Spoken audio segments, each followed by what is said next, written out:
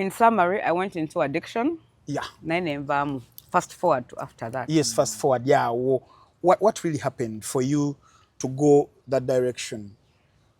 Just my eyes. I told you the schools I went to. I know everything bad about drugs. Yeah.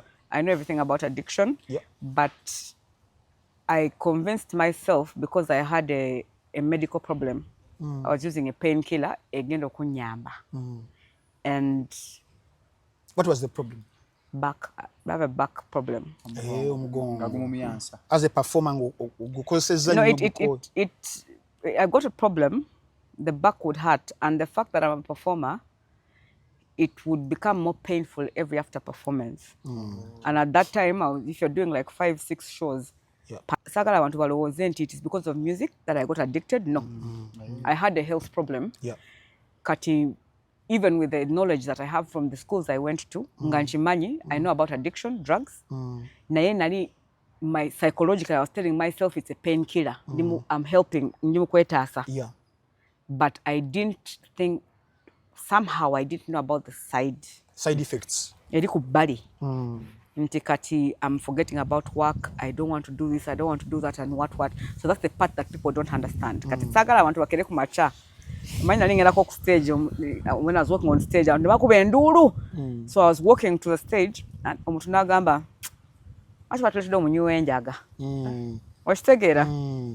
and at the back of my mind, I'm like, by the weed, it happens to be medical. Yeah, of course.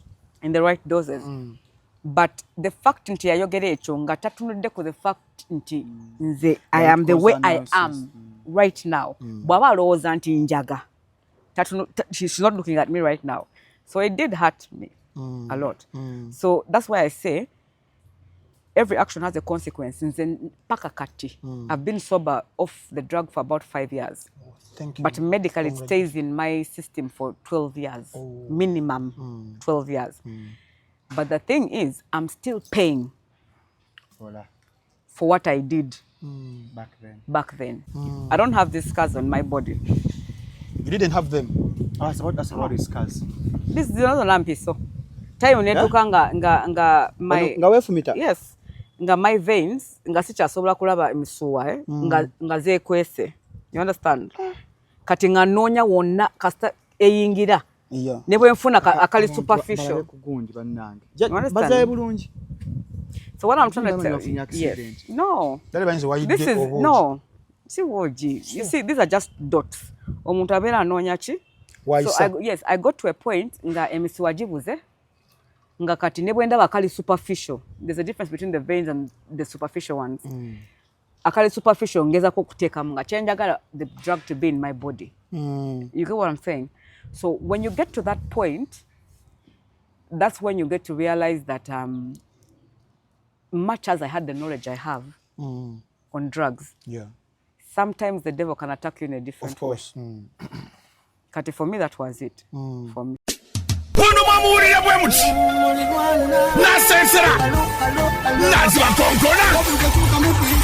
Takajagusa murugogo kwitotovu ngabiri mu November. King Saha live in concert. Emitwale ebiri tepi emitwale tano. Emeze ebiri ni satu. Ngabiri mbiri November. King Saha hari mukono sawa gardens ate ngabiri musatu. Chotera mu kisawe. King Saha nanyine mavoko. Afrima Rising Star Award winner. Uwidumuza bajala lyebagala biri. Hazama zeko. Zekwe jango ndabe. Erugogo November jango ndabe. King Saha. Pana masaka mbalize. Pana mpiji mbalize. Pana ntebe mbalize. Pana chinja mbalize. Pana mitiana mbalize. Abe sirobwe mbalize. Abe musika mbalize. Abe mukono mbalize. Salamu alaikum. Ajati nakalemba omusomero dduwa. Bwoba wenyiyembeera embi yankusomere ku dduwa. Abali ebweru mirimu giganye papula zeesibye kino kyekyoto kwesabira omukisa kobe ng'oliriddawa wali wekusabira n'ofuna emikisa kyoba olabanga abirira ebinyonyi ebitalina kyakulya naawe atalina mulimu jangu kusomere ku dduwa ofuna omukisa eno ennyanja kwesula buli kimu ekisira ne kiba kikujjudde nekikasuka mu nnyanja nekikunta nekigenda nze Ajati Nakalembe kambawo ennamba yange yeeno 0752375 29 temuddeeyo buli mwabakira ebizibu mukobe ku namba yange eno. Abantu bangi bo balowooza mu ddagala lyaffe ery'obutonde okuva edda abantu bakozesanga nkola ya kizaala ggumba. Mu India omuti guno gukozesebwa nnyo nga enkola eya family planning. Ate era naffe ku Biva Organic bangi batya okutubuuza temirayo nakyo family planning. Ku Biva Organic tugukozesa omuntu tujja ne tumulagirira bulungi bw'asobola okugukozesa. Ate enkozesa yaagwo nnyangu oil ono ayamba nnyo okukola ng'enkola ey'ekizaala ggumba ate nga yeesigika omuntu etajja kuleeta side effect. Era gwe omukyala ayina mugamba nkozeseza enkola endala ate ne zintiisa ni mutyono mulungi nnyo okukola nga birth control method ate eri reliable kubanga properties ze tezina bwe za affectinga reproductive system ate mbofu n'ebizimba ate ozibikira enseke ate akuyamba n'okukelenzinga oyagala okuddiramu okuconcevinga tekikutwalira na budde kuba kikola boss ku basajja n'abakyala okusobola okukola nga spermicide. Kati gwe munaffe abadde yeteekateeka babadde ayagala okuba n'enkola yonna munakyo therapies osobola okukozesa ebintu ebibwa. The views and opinions expressed on this channel are those of the individual contributors and do not necessarily reflect the official policy or position of Shalom 256. Any content provided by our contributors is of their own opinion and is intended for informational and entertainment purposes only. We encourage viewers to conduct their own research and consult with qualified professionals before making any decisions based on the information presented on this channel. Tugamba kaswe kigambo it is happening oli ku Shalom 256. Don't forget to subscribe kwa channel gwa subscribinga akaje kaseko bengobera notified every time that we upload mpola. Abacho kaseko banye mtu wagala nnyo mwebale kaso parking ye na paka onbira mu kyabeta ganga ngenze ku kyeyo. Nze Shalom Hadad Kawesi onako olwaleero sirinzeka ndine entambi who because of his age and stature yadio kwanjula guest waffe kuba emukulanye. Newe ojja kula. Mesa changambo kula sijika musijja kibaabo. Ntambi. Buza kwa wanize guest waffe. Yes, abali ku Shalom 256 bali kutubaniriza nnyo olunaku olwaleero nate amanya Frank Ntambi Wayne Balkeza, the youngest East African professor, the juggernaut, the renegade, the encyclopedia, the orange cat, the Maltese. Onaleka embwa yange. Gireke. Kana vango tukwana ko ngatu nyembozi. Ali kati enembwa nnyonjo. Enembwa singa abantu abangi obuyonjo. Njiretera gomanyi benjinaza. So bane tubaniriza nnyo bira wano bambi I concentrate, you be here. I concentrate. Yes, so olunaku olwaleero olunaku nalwo luli very very special kwa tulina omugenyi ali very special gwe tukyazizza wano okubanga tubeera mu mboozi ey'akafubo. Legend. Jaki akafubo kamanyi? Duna akafubo. That Luganda I'm speaking. That akafubo it is that story eyo nga we think it's going to be a very very discussion, yes, mind provoking, very very impactful, highly influential and all that. Eranga without wasting any time Amanya, she's an artist. She's called Jackie Chandiru. Si Chandiru. It is Chandiru.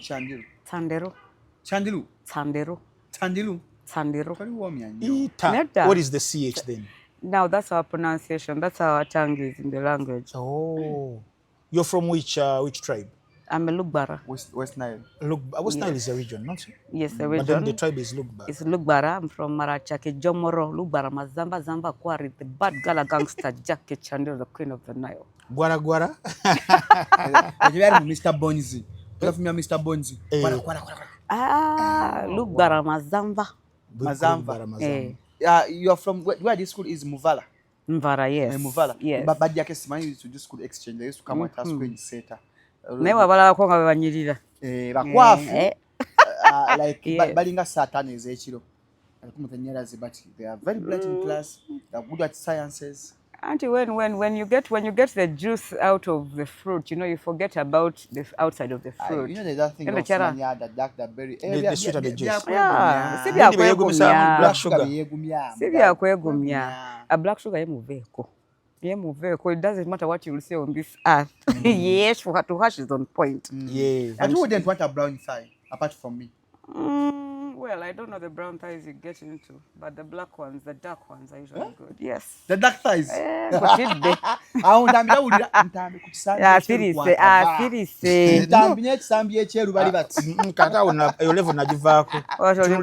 Tunulira nnyo the purity of the heart of the person. Did you see it's called Saktosapio? I read it.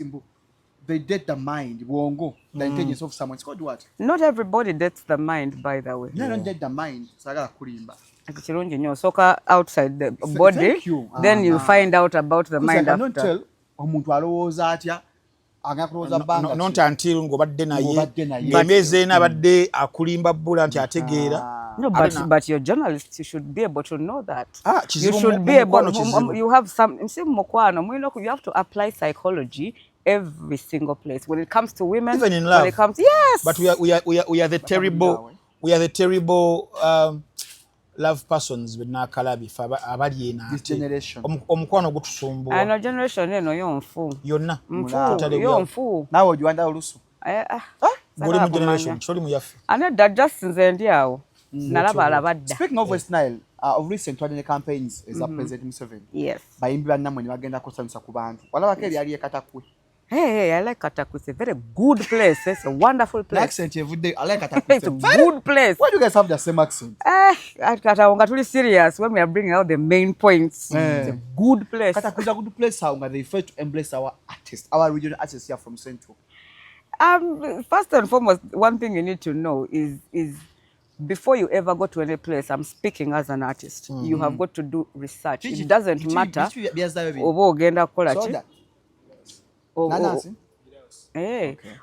doesn't matter whether you're going to sing for 1, 2 people or 3 people. Find out what they like. Find out what they don't like. So don't think that you're going to just go to any stage therefore without plan, maybe because everybody knows your songs. No. It's very different in those other areas. Yeah. But to people know Uganda and Katakwe. They know Luganda, they know Kiswahili, but what they know just Bob Webatyo. Bebakulaba ngolinga ayeragalagamuko katono, they shut you out. It happens like in many, even in Obongi, in different places. Then Jackie, try to limukwewunaganya. Don't you get okay, Malega, but then don't use Aduganda or Kwewunaganya. We are debating. Okay. We are debating on because instantly we had to get the bad reception from some of our artists, towards the Orina Gambant, maybe it's a language barrier.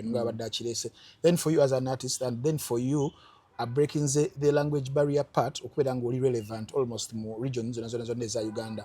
What makes good music? Is it because of the language, or it is because of music being the language itself? Music itself is a language. I mean, we listen to Andra Gasolina, Tetsimina Biaimba, Gasolina, Pape Chulo, Site Tumani, Gangnam Style, we don't know what they sing. So music itself is a language.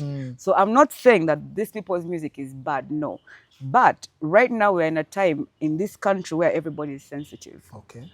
They're very, very sensitive. So when you approach them, it doesn't matter whether you're under an umbrella or not. Yes. Because they're not going to know this is under this umbrella or what. Boba kulabye oze kushoya bayinza okunyigira, for example. Yes. That is number 1. Or number 2, you could have done one small thing at a certain point in the past. Yes. Ne bakunyigira, ne batereka ki? Obusungu ne bagamba kati ono katumulinde. Onajja ku stage tusirike ffenna obanga si kyekyo tumulinde nga fuluma ku show tumukube wabweru. There's incidences like that. So you just never know. It doesn't matter how much sometimes you're being paid. There's an artist that I know, a big artist, I'll not mention the name. Yeah. Something happened in a certain part of Uganda, and there was death at a certain point. Kati bamulinda that he had to take time okuddayo. Because if he had gone back within a period of babadde bamulinzi. Okay. They're like, the moment this person sets foot here. Eastern Uganda. It's done. I don't know. Yeah, I've said Eastern Uganda. There are so many artists in Uganda. Jackie yagambira ajja kwogera. Atabayimbi bangi. Jackie. Legendary Jackie. Yes. The problem in Uganda, we have legendary. We have few. Abamu beeyita. And people hope. others hope. Yes. To be. Nekirungi nnyo nti they believe they are legend. Kirungi nnyo. It's a good thing. Yes, mu music kirungi okwekkiririza Yeah, even if you okwekkiriza. oli kapa n'ogamba nti oli mpologoma. Yeah, it's a good one. Twali twagala tuddeyoko where all this started. The Jackie we saw Fabariwo nga tutegera music around 2002, the formation of Blue 3, but then before that, before the formation, Jackie nga ye Jackie. What inspired Jackie okujja mu kisaawe kya music later on okukwatagana ne byakwatagana nawe tujja okubanga tutunulira maaso awo? What was your inspiration? Sali na inspiration name wabula nali nkoye curfew. Wali okoye curfew? You had curfew back home? Kutitte. How was it like? Nga you don't get out of home okujja kwa kutumye ku dduuka if the shop the meters bazimanyi. So if you take slightly they can estimate the time kati wotamaka ngo mutakugambeko hello how are you we wali obuzibu. So for me I was just like I felt I needed to just go out a bit. And there's these competitions that means you can take a longer time lines whichinga lines sizifako. And then you can go home call like at 7:30 8. Togera ku which year, togera ku which place say you? We don't talk years. Manyi. I know. Being 16 years. What I remember money. You were around 16. Yes, I'm just 17 now, but I was 16 then. You're 17 now. Yeah, I'm 17. Back then you were 16. Yeah. Yeah, are we talking about Lira? I mean Arua, or talking about No. I had that one on Alimumpeoza Bagaga. Hey, what about that? You're joking. Arua saberayo nnyo. I would just go visit, to test to see okebera ko kumpeoza my judges, Muine mpewe wamu. You're joking. You thought fefe kaba ine mpewe. Kama mpeoza muzita mukasa. Where have other names? Obwang, Okolbwang. Wali mo Odongo Pin. Odongo Pin bali yao Ondoga. Ondoga. Jaja mo Odongo Pin yone wako kusepiti. Poo. Dongo Bulaya. Odongo Pin yeyo. Hey, you also have witchcraft in those ends. There's witchcraft everywhere. Anyway, you guys, even your language is like you're cursing someone. No. Cursing a spell when you guys speak. Let me tell you, one of the biggest songs that has ever crossed from West Nile to Kampala is Agassi. And that's a love song. Bigambo byenjogera bana temwagala kumanya application is nafuna. I thought you were Agassi is about warriors. Fight hard, woman. No, of course no. The woman, of course, it is fighting hard. Ngomusajja akugobye obeera omutawa mutawanya mukko nakugamba manyi oli mukunyiza tambula ogende no ngamba Agassi means ngani bwakwesibako isagabo ngani ddala kubanga nkwagala. Kati Jackie yo ovaayo ku myaka emeka? Owa eyo I was 16 and a half. Ngamba gyovira yeri? Eri. Like to come and start school? No, I was born here, everything started from here. I didn't do much saberayo nnyo because that was around the time of the rebels, Kony and what. It wasn't so easy for us to travel. Okugenda like to northern Uganda. So I fully grew up from here. And it's once in a while when I would get the chance that I would go. So should we take you to wali mu planned kids or wali mu ghettos, because there are two areas maybe planned. Nali planned never nkuza ghetto style. Like yes, I was brought up in a way that much as my father had, my family had, my mother never gave me the chance to enjoy into wealth. You're a daughter to somebody who has money. No. That's how she brought us up. Then Jackie on work some primary, because nange daliko kom MDD mu primary folk songs bichi. Are we seeing Jackie into ekitone kyalimu yali born nacho nishijanga china kyalingirwa mu levels of education oba byali bya church and those projects ezajja okusearchinga for talent? Church nedda church yo yagana. Church yagana? From day one? Up to now? No, not up to now. Church yo yagana at that time because bali balwawo nnyo mu service nze nga sibyagala. But if it takes so long, being engaged in some which I didn't like. But the chitone I would try, of course, MDD just once in a night. It's not that I really wanted to do it. Just extracurricular activities. Nga class boys. Yes. Nga science and what is science? What is this? Nga bintawanya. ne kati wempulira drums bu beat awo nga bunsanyusamu era ng'ekitone kikolinga okitegeera Malike Mandwa. it was calling. Then how about, because generation yaffe edda nzijukira bulungi some magazines oba newspapers nga bateekamu lyrics za Westlife, then nalina ka 96 pages kikyoyogerako nga lyrics weziri ng'owandiika mu kitabo kyo, ng'owandiika mu kitabo akayimba kakunyumira wandika ka title n'okubako n'akafulawa wekati naye nga akange kakweka nkasagala kulaga abantu nti eyo mbikola. bayimbi ki abakunyumiranga abo be wawandikanga lyrics zaabwe mu bitabo ab'ebweru awo? Nali Madonna, nali Backstreet Boys, Roxette, Tina Turner, naye nga Tina Turner mulaba nga ye ali waggulu nnyo, she's very up, naye nga ennyimba ze nzikubamu koko aba ali mukadde emyaka egyo Tina Turner. Tina Turner nedda. And now what I'm saying is, it's just like now, you know about Madilu system, but were you born by that time? It's just that when you have the talent of music in your blood, you will listen to songs of Marvin Sinatra, Frank Sinatra. Yeah, listen, you understand. I wasn't born by that time. Even my parents didn't. My mother wasn't born, I'm sure. Yeah. Now I know the songs. But Ray Charles. What check? You would wear garawulis visiting as it is dark. Yeah. So then oyingira high school. High school wow, senior photo mumaliriza vacation yeyo, because vacation yeyo mwana w'obuwala n'omwana w'obulenzi emyaka egisinga okubeera nga gisumbuwa okukuba ojjukira edda walinga y'ebikiri those discos. How was Jackie back then? Omuwala ali mu myaka gya teenage emitiini, omuwala ateekebwako kafyu waka nga wadde tugamba nti bakuteekangako kafyu. Temwabigenda? I did not. You don't understand the way I was brought up. Well, first it was Lugogo nursery school. Nakugamba nti nze wanzala mpewo z'abagagga. Kololo please. Nengera ku Nakasero primary school. Abagagga Nabisunsa. Nabisunsa girls. Nkotidde. Nabisunsa girls school. Nengamba kanchilingemu nenga Vienna College International. Oli mwana wa mugagga. Vienna College na mugongo. Yes. Oli mwana wa mugagga. Yes. Kati much as that was my life, the only time that I would have a bit of freedom is in Vienna College.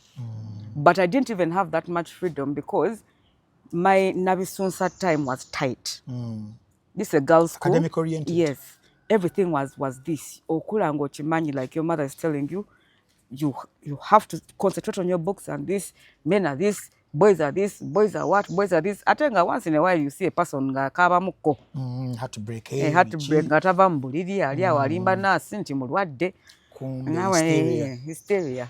So I never had that. Even when I go to Vienna College, it was a problem for me to be with the opposite sex.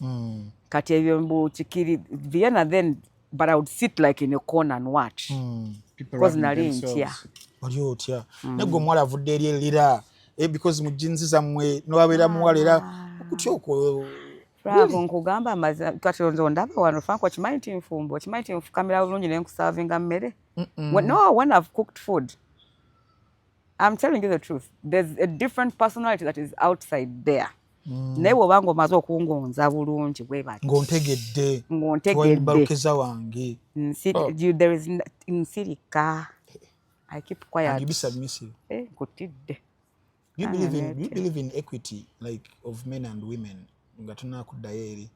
Over because there are some regions babagamba nti I can't be submissive to a man, then there are those babagamba nti I have to. I personally didn't think at a certain point that I would ever be submissive, but I think that's because natandika okukola nga I was just when I was shy of 16. Natandika okukola okwekolera nga kunenoonyeza sente zange. So I never believed. They would always say man is a provider to me and all that stuff. Kati nzenga sina kyenda kwa I had. Yes. You're not going to plead his sente za salon because of it ya musajja akujogera okwo. This salon and all that nonsense. Tinetaga pad because of it ya. But I believe when you find the right person, ogonda gwenga naturally.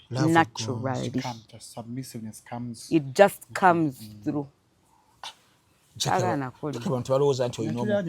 When a man leads well, the woman just follows.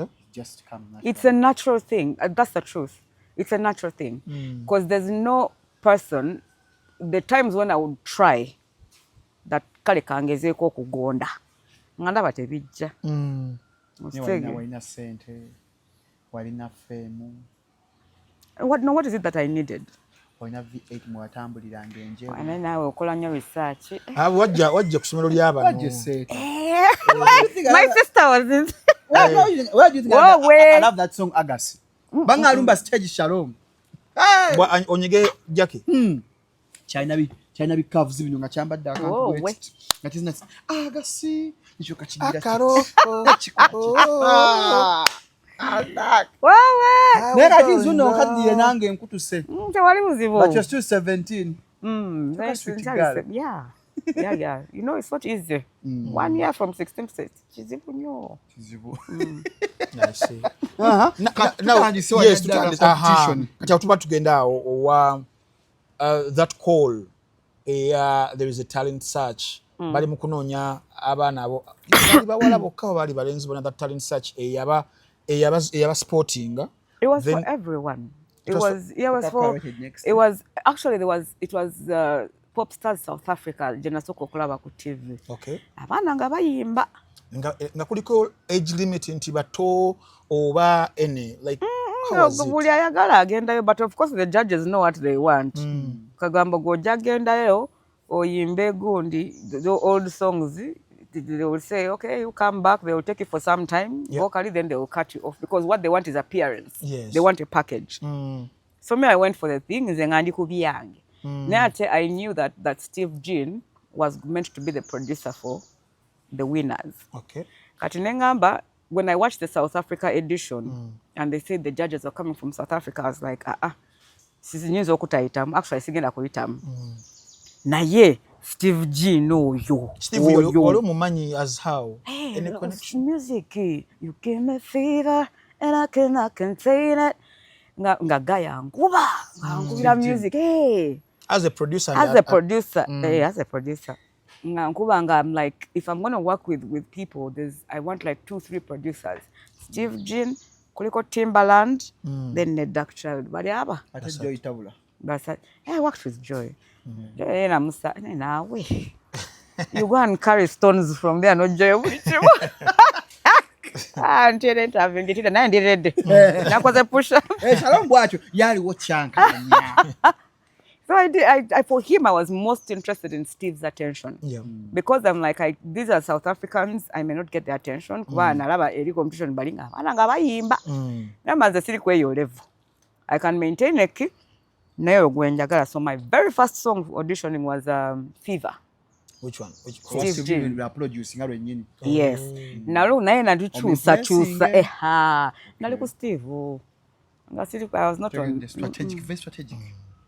I'm like, the platform is there. That means he's probably going to go through all this at a certain point, or he's going to be there seated.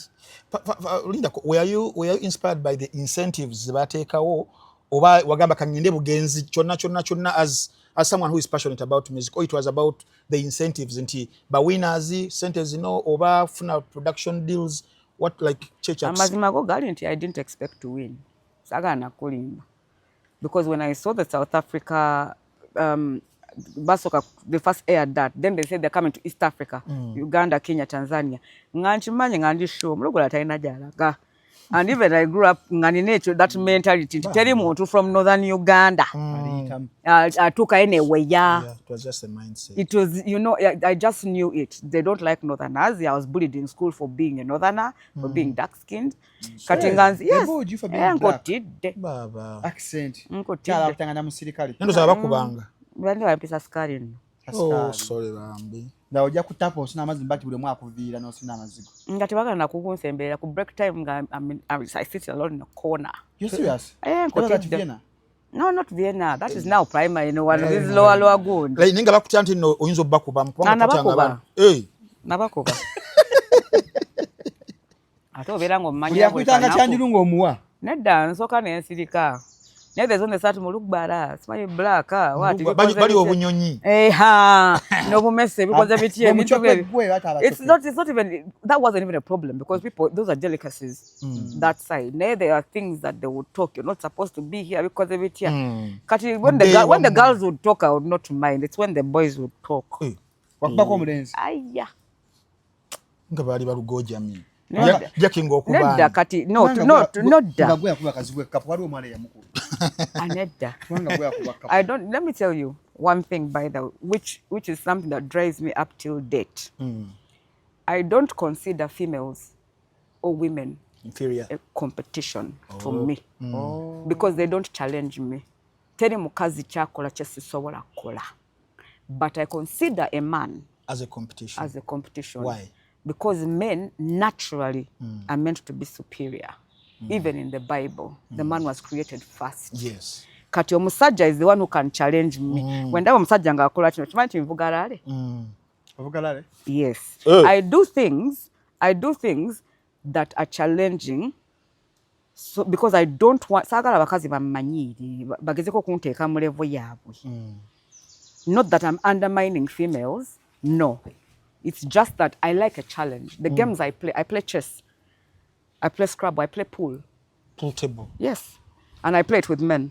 It's very rare that I find a female that plays as good as I play. Tomanya. No, I don't bet. I don't bet because me, yes. So I do things. He told you I was driving a V8. I do things that are most probably impossible. All women will be like, ew. Because that's the reason. Even with friends, I barely have female friends. Oh. Kati, for me, that was just it. When I went for example, when I went for that competition, yes, I didn't think about because I was like, I'm not a good, okay, I can maintain a key. I'm not the best singer, but ninachi nachembala. Olongomazo to take a mind that you want to be an artist. How about the books? Ngandiko byange nze just curfew saga kuddayo kolete waka because ebitya kutambula mu. That time you would move from, it was Nile conference, is it Nile something? Hotel. Nile Hotel. The Serena now. You would move, go tambula, you walk from there up to the park, katijukira wowo tambula muko. Yeah. You know, like those are the things that I wanted to see at that time. So competition netuka. Nenjirumba. What was the criteria? Ogena no simba line. Nebakuwa kanamba. N'otuula n'olinda. Naye nga nkulaga nti buli ayali mu line who was in front ng'abantu bakuba vocal ne hu la u titi a u a u ng'oli awo osiisa ogamba oba ngenda kuyimba ki nga yo like kati nze wa Steve Jean Spiva ngenda kukola ntya nga abantu bali Mariah Carey nga abantu bakuba keys eza waggulu nga babanyina even somebody comes and nagamba kuli maaso nti no, don't sing Celine Dion. Maybe try Michael Jackson. Your voice is not. They are giving each other advice. They want Peter ko ati nganzi kizando woza. So. Olo mu competition yeyo.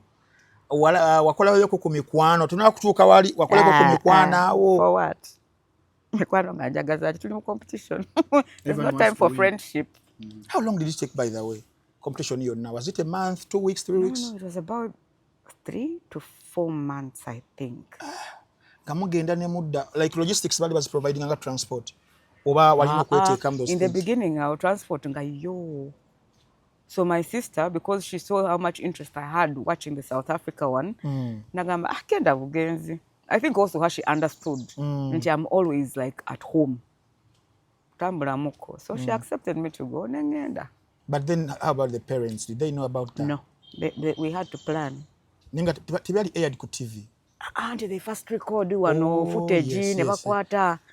Kati now that thing, it was for pretending, you know, and if my mom would call because she lived out of the country, or my dad. Yeah. No, she has just gone here, just here nearby to see her friend. Oh. So twali mulukwe, all of us, me and my sisters. Okay. Then competition yagenda maso. Jackie waffe amalira mu position ki? What you might not see, I hadn't made it to the group. Waliwo akalenzi omulenzi nga yakuba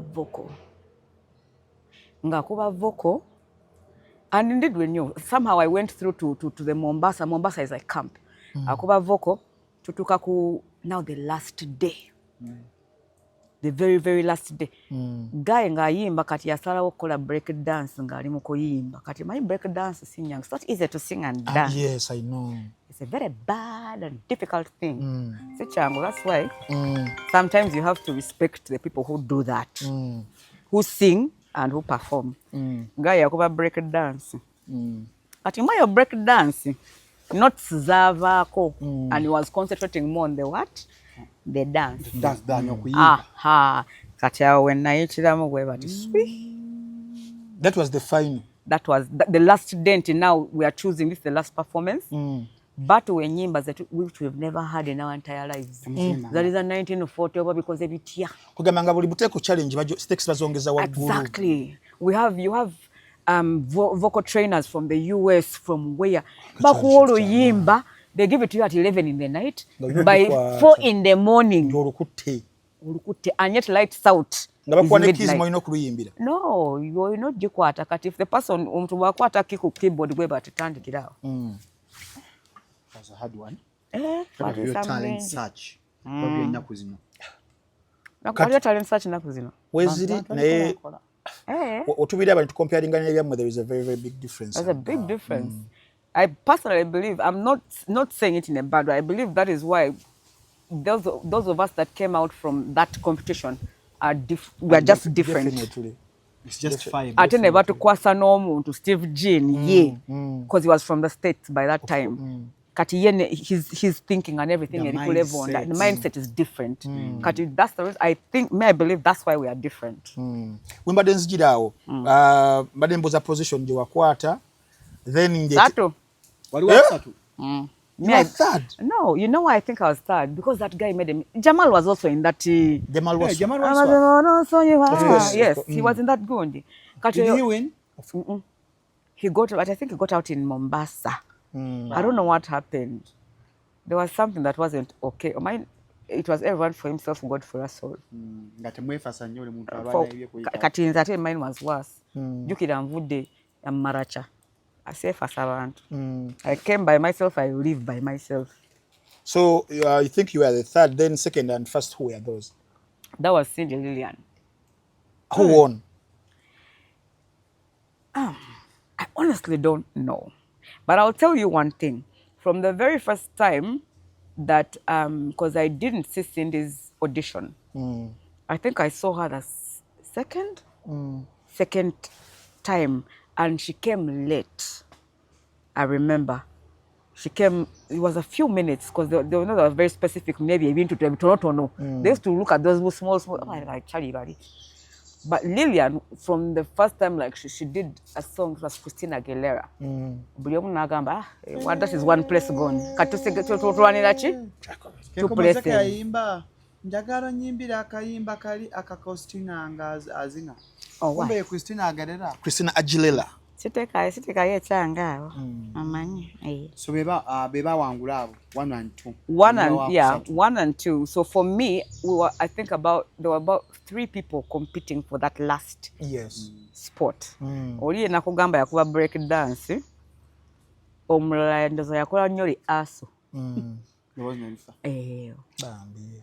Naye omuntu, I believe it was Zali Mpewo. Whoever it is that did that magic for me, it's a very good person. Kati nayingira nengisala. Although by the time I went, everyone did well. Nengamba manyi, let me just sing. Kasta ntuseko Mombasa. Ejja kubeera. Then nyenkomawo ku kiri ekya the incentives now. The Caesar is kututeyo. Now positions of first and second. Was it money? Was it a record deal? It was money. It was a record deal. A trip to South Africa. Then 1 year contract with under a record label.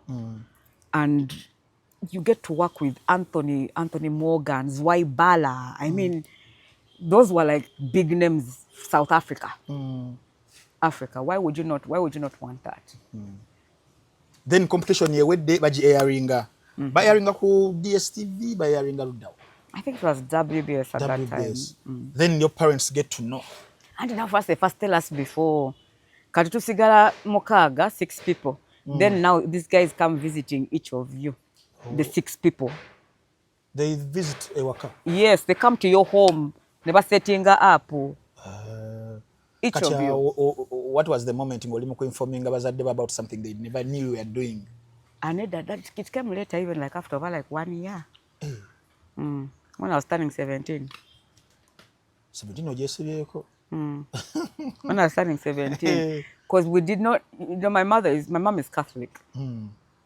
So see, being into their music, even it's a bit of an issue for her. Kati fast forward yawo. How does Steve start sporting from you, Lillian, then Cinderella Sanyu Cindy, okuba sporting? Was it him or it was you abagamba nga gogamye nti wali wagala okukola naye? Then kyatuka ekiseera nga ye yali mu kugezako ku assembling the 3 over how it was the judges. So for what the judges choose, he has to work. He's a part of the prize. Yes. Working with Steve Jean. Okay. He's the prize. You get a record deal with. He becomes your producer for 1 year. So he's part of the prize. Katiye, he had nothing completely to do with the choice. Charity automatic. The moment these people choose 3 winners, they put them in a group. Baba Kwasa, Steve. It was a group. So yes. Simu abatandika Blue 3. Mwe on Cindy on Ogundi abalamuzi. There was the judges. Then who gave it? Who baptized it the name? Blue 3 and why? No, Steve chose it in the end. But we chose so many names. Nanga you know what? You're 3 ladies. You're black. You're from Uganda. Just beautiful black ladies from Uganda. Black ladies from Uganda. Hey, that is the BLU blue. Wow. Black ladies, Uganda. Then star 3. Ladies. Black, beautiful, bootylicious. That is for yes. I don't know what on past tense. Anything can happen these days. Ogura, customer go in a sense. Ofuna bibia. Ngoko take Blue 3. Blue 3. Yes. Then the bagamba Steve.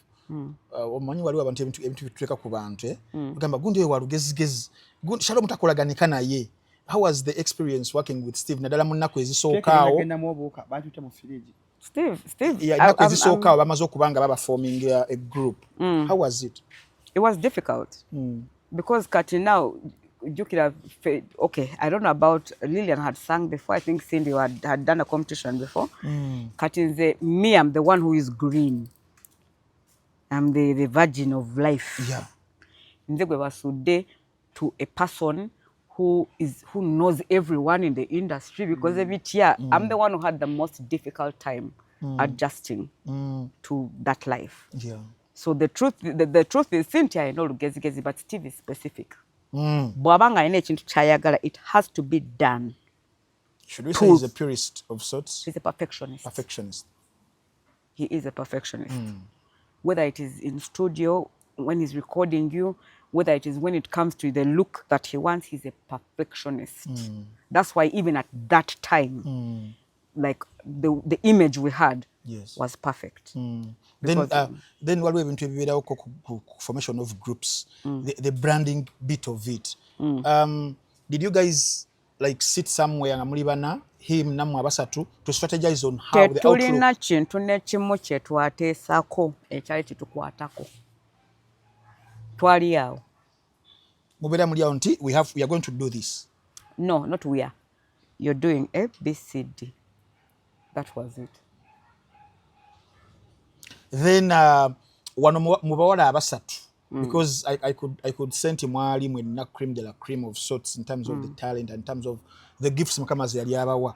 Then Steve atandika ata because in some groups musobola okuba nti ono ye lead singer, ono nagira bwati, ono nagira bwati. We never had a lead singer. Temwana Beyonce wa group. Not Destiny's Child or Beyonce, No. Me, I'm Michelle. telling you that we never had a lead singer. The thing is, if there was ever a song, Yes. yeah, because Steve is a producer as well, and he has an ear for music. By the way, Steve made a lot of artists. Of course. Back in the day, Steve there would be a song that is there when he's recording. Because for us, he never allowed anyone to record us. Yekenyini would record us. So Steve would always have this thing. When you sing, it's like, Gwetura, Jackie Jango Yimbe. When he gives you 3 takes. So called Lillian Jango. Cindy Jango.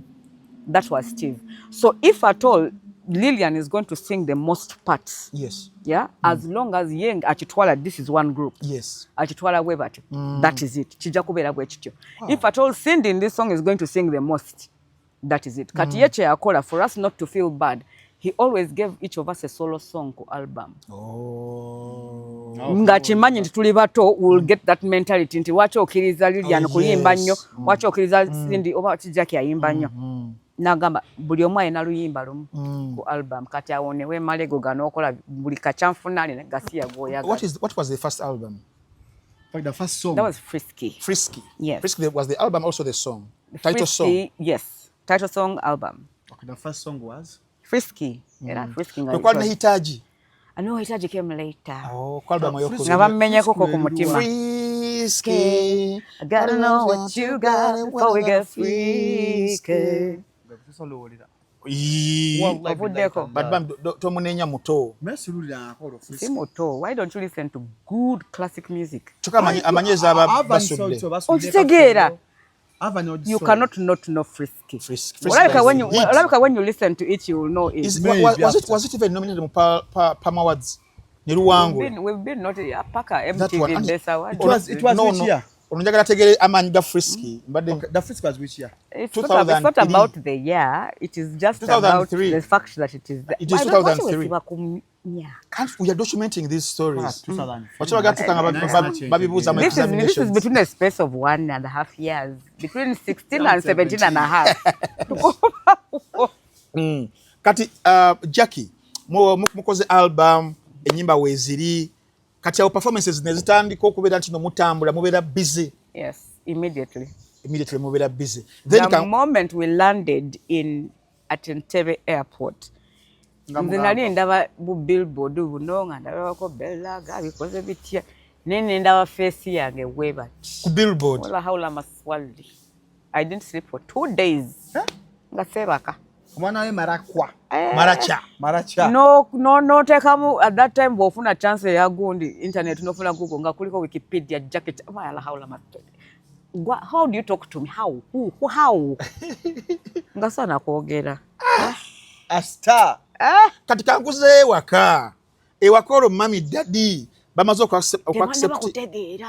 Nawe. Uliriza mommy is not a person. Uliriza mommy is not a person owachi. A person owachi. Owa music. Owa internet. Internet radio. Yetabyagala. Radio zaliwo. Sanyonge bakuba kapite bakuba. Mommy was in US. Daddy yenga wali. Nate daddy si wa radio. Daddy yabira mu Madilu system. Madilu. Yo Chandra. Na. Oh Ngayo. Aina ka sidike. Nga keko. Achali wechito. Ubajimba. Oh ngayo. So that was it. They didn't have. But your sister knew. My sister knew. But sometimes sister baba no lugambo. No, she was extremely happy for me that I went through, because era twatula netwoga ngamba yasigena hitamu. I want to go through. Nagamba nchimanyi, but the good thing you're moving, you know, you're passing the stage. Even I didn't expect but. So for her, Sisi was just like, oh, why can't so every time rumors would reach Mommy and she calls. Sisi no, I would know something if Jack is doing something like that. Jackie, if you look at the process you guys went through, the music of Fechongera Musawansi, oba aria wakataista oba yakoma. Buli ayagala ayimba kati. Does it affect the music industry? I don't even know if we have a music industry anymore. Huh? Let me tell you one thing. I lie only on Saturday between 2 and 3 p.m. That's when you lie. That's on Saturday. Totawana nakumbuza anything. You lie between 2 to 3 p.m. On Saturday. On Saturday. If you look at this song, Mutima gwange na yeva ku bantu. Up now, era quite using the word is ancha. It communicates to people. Enyimba ze mwawandikanga, mwabaziwandikanga, bazawandikiranga, bazigulanga. That is where Steve was very important. Me personally, I'd never gone through what they call a heartbreak. You sure? Wallahi, Auntie Katinjija. I'd never gone through that kind of thing because most of the times you sing about something to bring it out. When you have a bit of a clue. I didn't know anything about. Actually, I hated the song. We hated Kancha Chanche. We hated Nsanyoka Nawe. We hated Mutima Gwange. And that's why I'm telling you. We never left studio until we sang what he wanted to hear. That's when I tell you he's a perfectionist.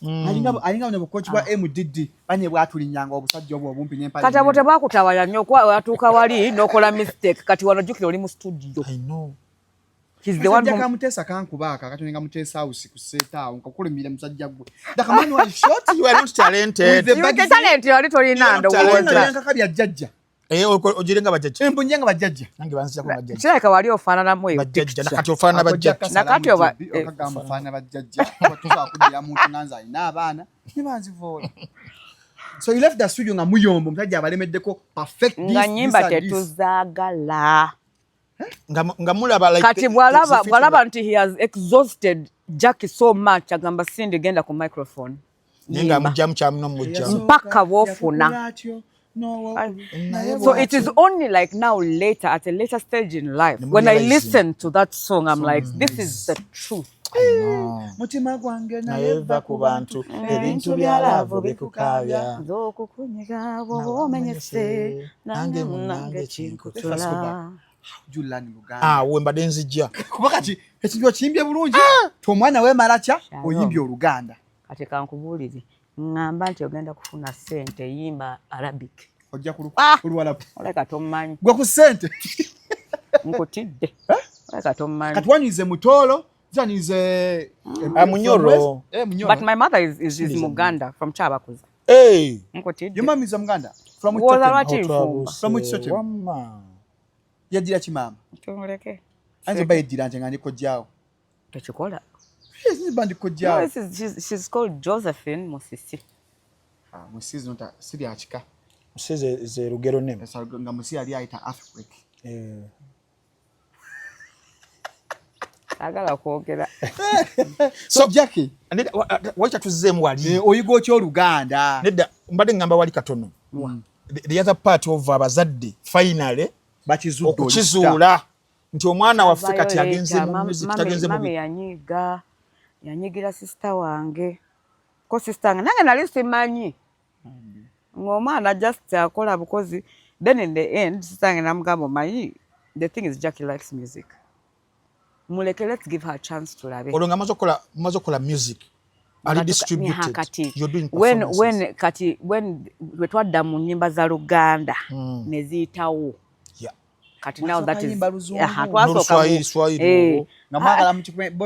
time ya hitaji awo hitaji kati hitaji then netutandika okuyita musanyuka naawe awo kancha chanche awo kati netu crossing everywhere kati mami akitegeera ali disappointed linda katono wale maliza senior 6 inabisunsa Vienna ng'olina okgenda ku campus because tusobola mu sente tezaaliwo money was there abazadde b'ebiseera ebyo nga babeera nnyo education oriented you have to go to campus and you become walina beera lawyer gwe wandibadde kati ngona adobo ngo bakakyusa mandibadde I would be dead by now if I was a lawyer I would be dead banakulira abalopa emisango DPP that lady she's called Adobo oba Abodo Jennifer Abodo that is my sister betogera odangayo obadde ogamba what was the question? The question was that was the sister who was hiding no it's not the one who was hiding me kyebadde ngamba wali onjize kyebadde gamba nti wali omaliza senior 6 because abazadde babagala omwana taking a direction ya education nga music bonna ab'emyaka egyo nga teyamutwala nga kintu kikulu nga bagamba waboononese wabayaaye then wakirealizing nti omwana we ali mu music aganya ogenda mu gundi. How did she take it? Sorry, I'll let you know who is there. How did she wasn't happy. Of course, chamwisa bubi. Naye she was more concerned nti lwaki muganda wange omukulu oyo Sise why did they keep it secret? Yes. Kati Sise in the end just nafuna engeri okumugamba the girl likes music. Let her try. You never know, sometimes they can get some small money. Kati ye akozesa nti since she's going to campus the money she can get can help her to buy things. Yes. Yaitawo. Because she didn't want to tell my mother the magnitude now of the fame at that time. Come moment kati abagenda mu music bono nefu bafuna sirimu atedanga sirimu mukambwe malaya inafuka malaya. So my girl omwana wange uyu agenze what atanga tucha there was still singing songs of. Then she tried to start listening. Then now there was a negativity from the relatives. Basenga. Even those from Maracha. No, the ones from Maracha, they're like, we will not say anything. I'm quiet. They're like, I'm quiet. Yet you're becoming a star. No, they didn't be proud of. There are some who are at that level of, I won't say anything.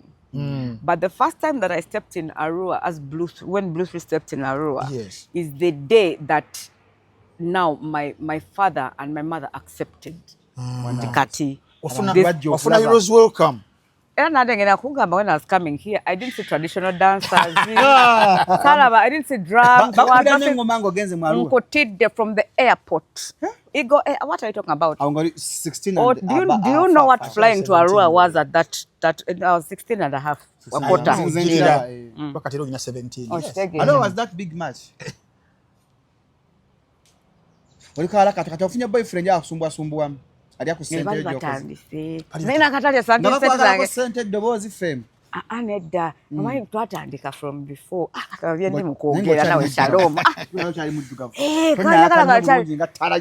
kati bwe navayo nakwagala ko bibyo basajja babi nnyo. Naninya, we landed like this. There were traditional dancers like from the entrance. What is them? What do I know? It was just a show we're doing for Blue 3. Never take a cave into. The whole town came to a standstill. That you were the first artist from Arua and that region. I was the first name that was not Joseph Kony. Ngojeko Joseph Kony. Ngojeko Amini. Jackie Chandiru for something good. Ate Loketoli. Have you heard of Loketoli? I know Loketoli. Did he pass on? Achari mulamu. Simanyi sijja kulimba. But I think mulamu. I think mulamu. I think mulamu. Twakula abera on. Loketoli yali atema dance. Ingala dance. Kati I'm saying in terms of good things that have been international, which looked bad at that time. We would hear about people going to UK, where nenga bagenda mu nkukutu. Nenze I came from a aeroplane. Aeroplane. Buli omu n'akimanye maraka. Kati nno kankubulireko. The town came to a standstill. Nga the people who bring for me tomatoes. Nga baleta butungulu and like omwana wafe you. Can you imagine Kampala knows your name? Christmas while we were performing. Abayisho obunyonyi ne baleta. Omusajja yakola sente, even retired after that taddanga mukola show. From that time he kept quiet. Kati obunyonyi babuleta n'olya ku bunyonyi bwa missing. Kati ngaba ono wa missing ensenene nti. Anti awotoli agunji obero sabu. Kitufu muli obunyonyi. No, it is food, by the way, in some places. It is food. Personally, I don't. It is food because the knowledge is not so it is food in some places, which is not bad. Okay. Even the rats are eaten in some places. Yes, all about you messing about it's very good. Naliku shredded beef. At that time was shredded beef, stuffed chicken. Stuff-fried, steamed vegetable. Naiga steamed. Nakati nchakwesa. Naiga steamed.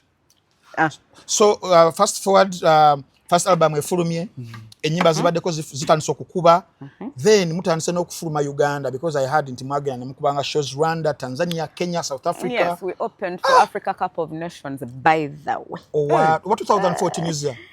No, we don't talk about years. Twice we agreed on that. We opened for Africa Cup of Nations in Ghana. What Ghana 2006 Kumasi? I don't know if it was. I don't know which year because it was just last year. I think it was like 1 year ago. What 2006 like 3 months ago. What 2006? So we opened. How was the feeling? That was the. I believe at that time that was one of the biggest shows of my life, because it was us and Awilo Longomba.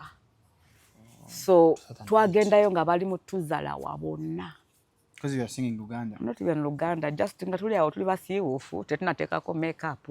Enough idea yerusanga ye mwali abasatu. Twali tetunagifuna. Sikwerusa kutangalamu. Yes, kwerusa no. Do I look like mtinkuta mukizigo? Back then everyone would be like, kuba abantu abasinga bonna aberusa emyaka maybe ba band. Mama gundi, auntie gundi. Berusa nnyo. Bizibu byabwe. Nze kyenali nfa kyali kintu kimu, get on stage, deliver. Still, I remember I was extremely scared. Cindy was ngali quiet, but Lillian ye was the one who was like, tuchikube. Naye ngolaba yegumya. Ate nga ndabikiraga mu basatu ata mama these days. So at that time Steve yatuza ku Bali nga bali mutuzala wate batuwa changing place gwegamba was struggling in Ghana. Steve nagamba the difference between you and Awilo is that you're going to kill this show. Netugamba, how can we kill this show? Because we cannot. You first ngatagamba, no, you are going to kill this show. Abazamu amani Jose Mourinho. We opened the show. By the time Awilo was on stage, nga batunonya. You opened the show with Mwayimba Nyimbachi. Gofayochi. At that point, I've been in a country before where I've sung in Lugara, in Eritrea. Nganyima mu Lugwara. Nation Gala. Because of the performance. Because of performance. We just concentrated on performance. How we need ku performance. Bagamba wala abasatu abo. Though mwali muyimba, but then buli omu yalina ekyenjawulo ekirala. Yes. Nga bagamba nti mu kubiibya, mu kuzina amazina. Jackie. Mo. Nga Jackie. Ne bana abalala naye nga bagamba performance, that energetic performance. It is like this. If, for example, it was going to be, if it's a song that has a bit of that dance hall, that slow kind of go, if it come to these ones, R&B pop, if you're nobody talks about it, and I'm sure you know, I'm literally in the book for the best performers in this country. Yeah, of course. Even if I'm not, I am. When it came to Ntikati, the beat has stopped. Omuntu kakube chino, kavoko wekati. That makes you keep quiet. Lilian. Nakutta. Ntukubira kencha. That was it. Kanamugata combination. That's why I'm reaching all those places. Yes. The performance you're giving it was just that. We got to a point when we were always worried. We'd tell Steve, we are going to a country which doesn't know English, because we went to countries that we even didn't know. Yeah. Now, Gamba, just to make sure you make people look, get people's attention, and even up till now, Olaba, with that thing in Katakwe, people misinterpret it. Yeah. Yeah. The fact that people were quiet doesn't mean they were. The thing is, they were paying attention. Yes. It really part of performing. They were looking like this. Singa babadde bwe bati nga bali mu kwogera nga bali mu kusaba mmere because awo manya okola gasiya. Amagwo kinyonyodde bulungi. Ostegera. Mukenzo nayambala ekijowo we. It is not about dressing. Babera n'ebintu byabwe bonga bo. But even if baganya okuwoganira to chant for you, uba nga bali bwe bati. The fact that they are looking at you. You have their attention. Kati gwenga gwe choose as an artist. Enjoy yourself. Don't topa fako. Perform, but enjoy yourself. Enjoy your money. Enjoy yourself because wova what is this was in now. Senga kamili yayimba kakoke mwayimba ngali. Kaliwa. We go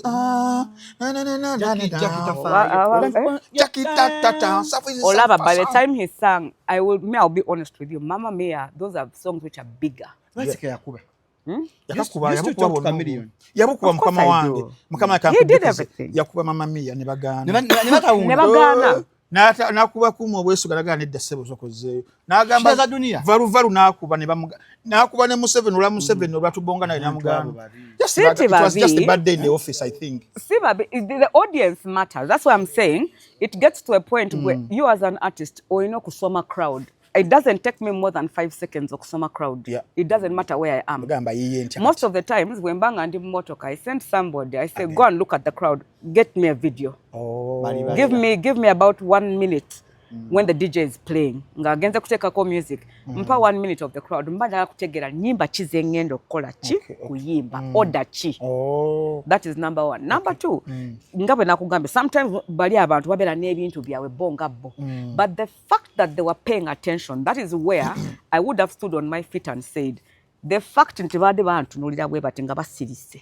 That means either I was extremely good. Okay. Or they were like, let me follow instructions in Sirike na musajja no moraba. I have to watch. They were like, that's the second option. It is just that. It was not Katudeyo katono wali. I think Blue 3 was the first girl group. Of course. It's the only girl group. Girl group yali so sao because IJ yaliwo Irene and Juliana, they made an album. It was still Steve. Si ajiba kozesa, but then they never blossomed as a duo. They never blossomed as a duo. Nasoka na achita then ne bakomawo mpola ngafunye strategy. So I would say girl group y'abantu abasoka babiri ye yamwe ya modern contemporary music.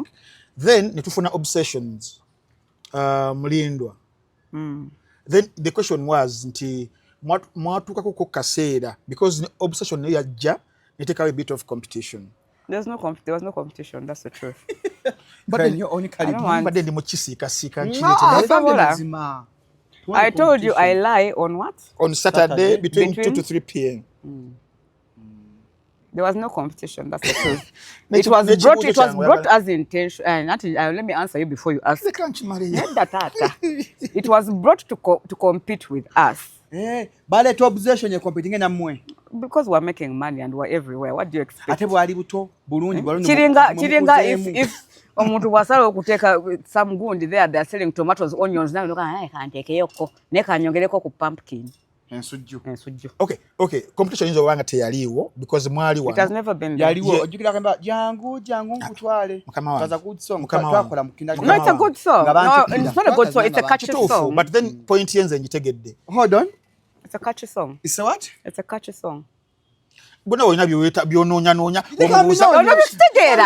njagala omuntu tabira agifunemu. Sako the pressure. Nze kyenkole nothing and prepared. Nasomye. Bring it on obadogamba. In terms of competition, ogamba teyaliwo. But then they came. They saw and they went. They never conquered. And they went. Those are your words. It was a catchy song. What do you mean? It was a song that people can. It's a song that gets on people. I mean, I can sing it. No, the thing is, okay. I don't want to be sarcastic because I have friends. I have friends, but I have friends in Obsessions. Nambi. I have Nambi, I have Cleo, I have Jackie, I have Sharon. Oh no, catch actress. Helen Lukoma. I'm yet to call her. Oh. So what I'm saying is, it's a catchy song. It's a song that people got to know. Yes. But you see, when it comes to music, to music, there's people that I listen to right now. And the way they sing, I cannot sing like them. Do you know when I say Sophia Nantongo Ntinsolo Kugwedi? Ngaimba. Even just sing, huh? Sophia Nantongo. Wansumulula. No mukwano gwe nali Gonoma. Like that. I'm trying to tell you this. Sophia, Maureen, there's people who sing. Maureen Nantume. Catherine Kusasira. Have you listened to Gloria Buji? Gloria, I have listened. I've listened to Gloria. Lutalo yagamba mbu ayimba bulungi. She does. She has a deep, by the way, she has, no, listen. I want to say something. I'm going to say this about Gloria's voice. She has her other things that she does. Because she must shine. I know. But she has a very unique quality to her voice. Which is? I don't know. It's no. It's something. Kali success card.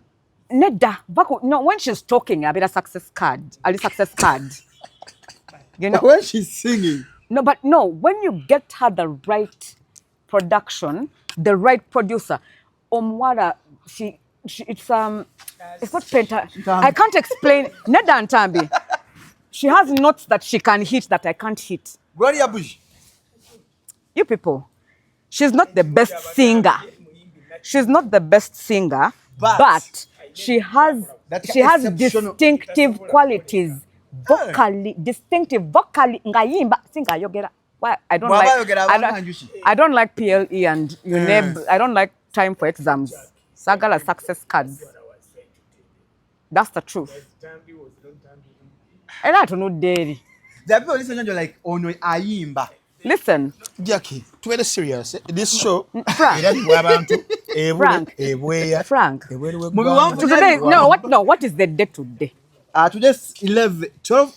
I'm not saying she's the best singer. But quote me right. Quote me right.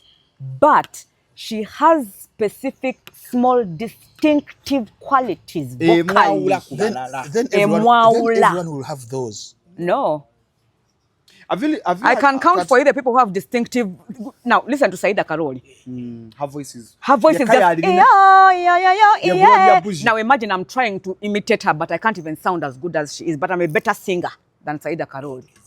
But I can't sound like her. Tracy Melon. Never heard of Tracy Melon. Oh, I like Tracy. She sings so good. I like Tracy. No, Tracy is a singer.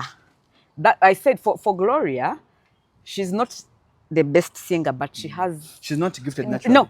No, hard work. She's a hard worker. When she has the right, listen. The best example I can give you is Britney Spears. She can't sing, but the producers they got her. Britney tamanyi kuyimba. Tuuliza mukugu muyimbi. I'm sure. If you want to listen to Britney's voice live, when the effects are, because Britney ayimba with effects, but she pre-records. No, Britney was with Max Martin. Oh. I was born to make you happy. That you hear something which is treated and nicely. Ochitegera nga tumaze chifumba birungo. Aha. But you should hear her sing live. Kati, what I'm saying is, no, I don't want her to feel bad. Yeah. She's not the best singer, but she has distinct. This very year, abadde agenda quitting music. Gwene lutalo mwe mulemeza mu music kati. Ani? Gloria Bush. Yapadde ebbaluwa kati agenda sigalamu for other years. Because two people abamanyi okuyimba muziza mama. Ate kati alekerawo okuyisaawo gundi zitant ezo because amazima gali nti ne bwava ku music funiramu walala. Ana business adi yakola. Aina gundi aina ntambi nabiraba ku gundi ntambi yabyogera. Bigambo byange. So no. Let's leave alone a Britney Spears of USA. Yes. Kujja mu Uganda. Wanatogeye mu mda so banga tamanyi kuyimba, but because ana producer abalungi alina sente asula ku salama yazimbe emunyonyo n'ayitawo. Abaffe. Ani oyo? Abaffe. Osula otya salama ate ng'ozimbye emunyonyo. Abaffe. Nkusigira Leta. Tulina antu mu Uganda. Oh, I don't follow. Kyayogedde kya Britney Spears. Si muyimbi mulungi. Na producer bakozesa PR tunano mu Uganda nga tasobola kuba zinguli agamba nze sajja kuba birayivu bya mwenajja kuyimba. Okitegeera. Tubalina wano. Olaba there's a small clip of hers that I saw. Tujja funyengalo leero. Yaliko Air Gloria. Oh, by the way, it's David Lutalo talking. There's so called David blushing. In the car. I'm trying to get my point.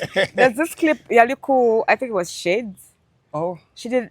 There's a high kid Davila ngeri netwatuka point nedda. I think she she didn't probably have enough confidence okuchimalayo nti even if I make a mistake kanchimaleyo. Now kwa mama Kati, she was seated next to Henry. That is when I said this girl can sing. By the way.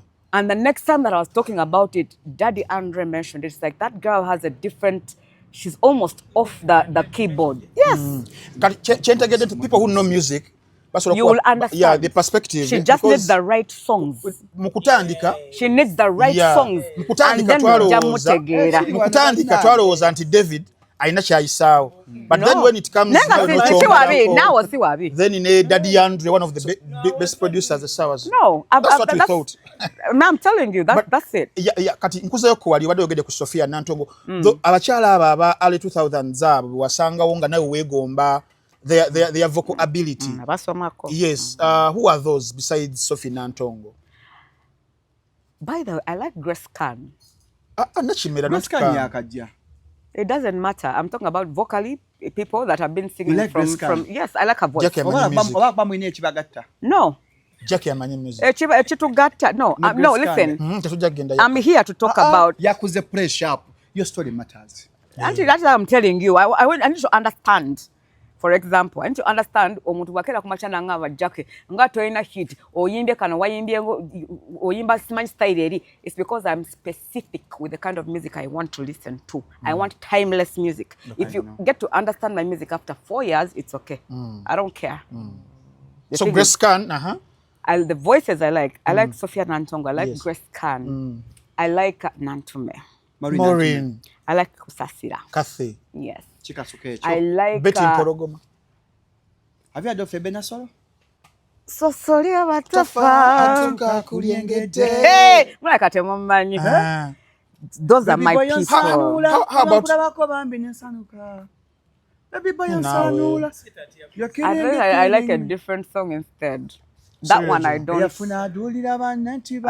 No, I like the one with Nins Henry. Now that's where music started for me. That is really. Hey, bino na space bya zayimba abadde anyumyamu. No, since abadde anyumyamu, the thing is for me. The problem with the time you pretend. No, it's not about no. Tugenda Ampola. David Aliwano, tugenda Ampola. That what I'm telling you is I listen to music in a different way from the way you listen to music. Yeah, I listen to music. I listen to keys. I listen to transitions.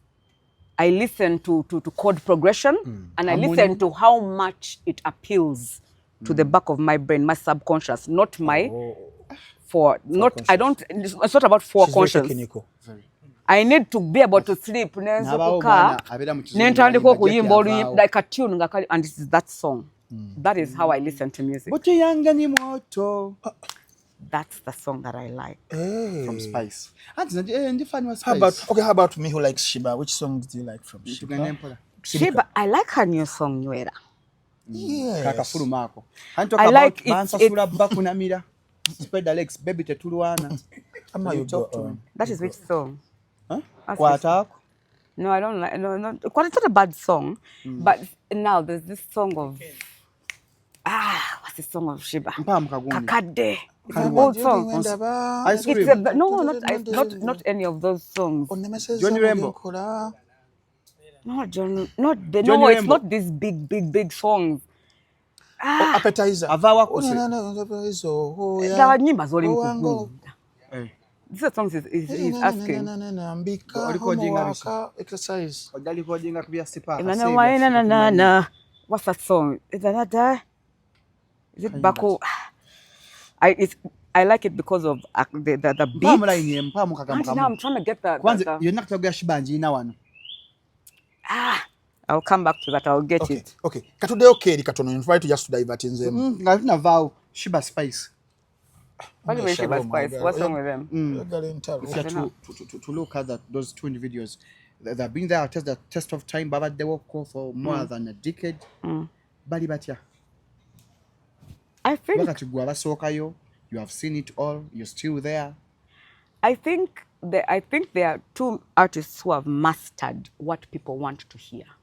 Not what is good for the music industry. It's what is good for the music industry. The industry is no longer there. That is number one. Industry, no, it has not been there for a long time. No, what I'm trying to say is... Ena president wayo akulira abayimbi industry. Okay. Ena amuwanika, ena nakola PR wabo. Kati tuogera ku president, tuogera ku... You're talking about the music industry. I'm talking about the music industry. About okay, you want me to be honest? Yeah. Why do you think, for example, a person like me, who is a legend, by the way, not even self-proclaimed, but it is there. By it all is written. metrics. Why do you think I can take long without releasing something? Because why do you think busy? David can take? Not because I'm busy. It's because I don't like mixing with bubble gum. Come again?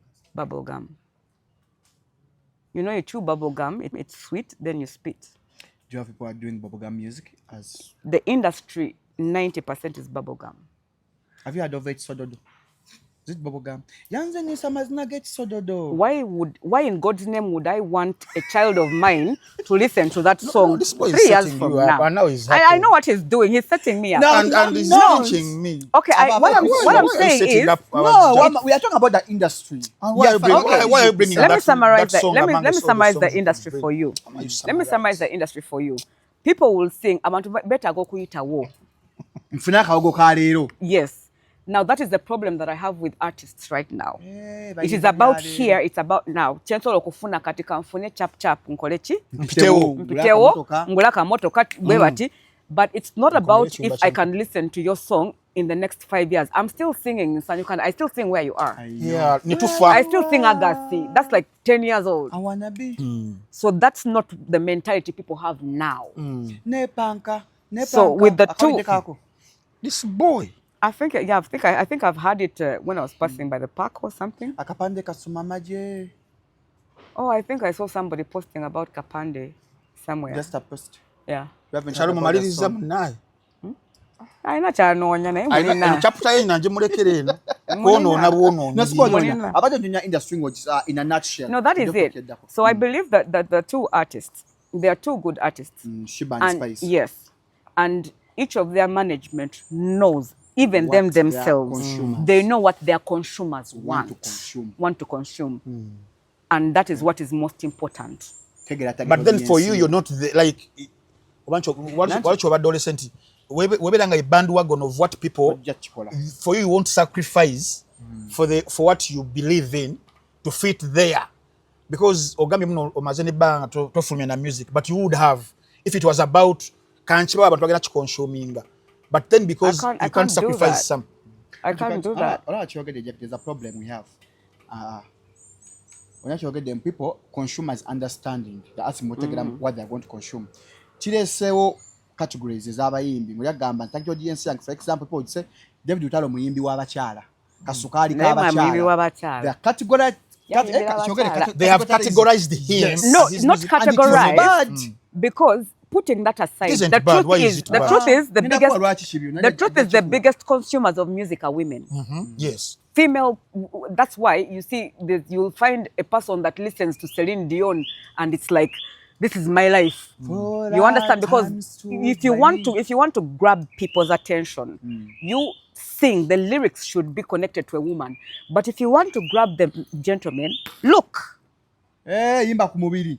Nasi kuyimba kumubiri. Just I can solo kuyimba chintu chiri good the way I'm packaging it. So those are two different things. And that's why I'm saying these two artists know what their consumers want. Their management know what the consumers want. But I can assure you, if you ever spoke to Spice separately or Shiba separately, and you listen to the music that they listen to, it is nothing compared to what they really sing. I'm telling you, nothing. It is very musical things that they listen to. Hey. Yes. Musical thing that underline musical things. What I'm trying to tell you is the kind of music that Shiba listens to. Ewaka, yenga ye on her playlist. No, I'm talking about personal playlist. Yes. And the music that Diana listens to. Because I know both artists. Bonamba Mani. The music that they like to listen to is completely different from what they give us. They give you.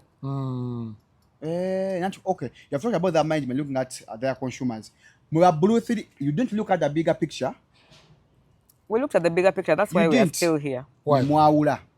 olw'obusonga obutonotono obwandibadde bukolebwako Tetwayawula. We took a break. pride, egoism, We took a break. okulowooza nti muli baakabi buli omu Naye nga tuli baakabi bwe wali obuzibu. kye mwalowooza ne Sisi mufiirwa tetwalowooza. you didn't look at the big picture.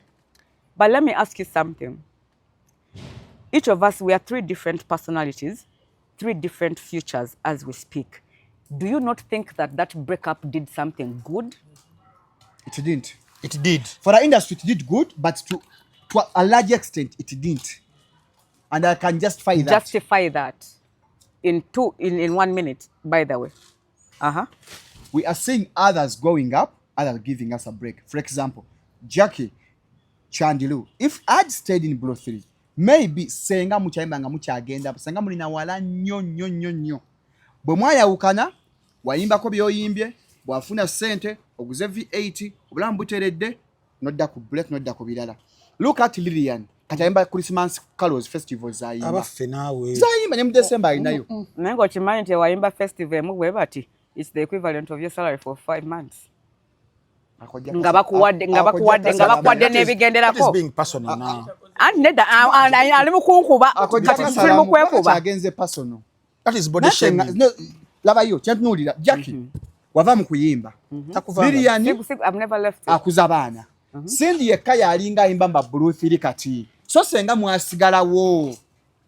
But let me ask you something. Are you spiritual? Are you religious? Very.